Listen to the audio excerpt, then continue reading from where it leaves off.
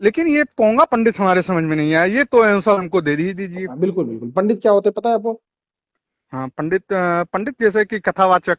नहीं, कथावाचक पंडित, कथावाचक होते हैं, पंडित अलग होता है। पंडित मतलब किसी क्षेत्र का विद्वान।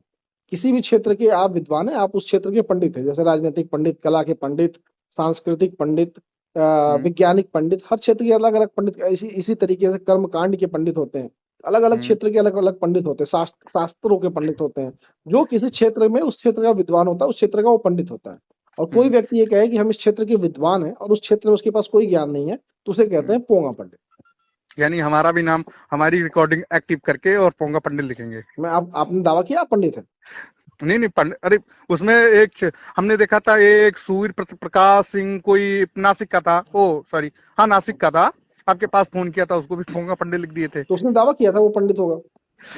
नहीं नहीं, दावा हम दावा नहीं कर रहे हैं, लेकिन हमारे अंदर जो सवाल है। आपको सवाल जाए बच्चे। लेकिन अगर आप दावा करते कि आप पंडित हैं, तब मैं आपसे पूछता आप किस क्षेत्र में पंडित हैं। अगर आप बता देते तो आप पंडित होते। नहीं नहीं नहीं, हम नहीं पंडित बता नहीं है। नहीं बता पाते तो पोंगा पंडित होते। तो अभी आप इंसान हैं, आप मेरे भाई हैं।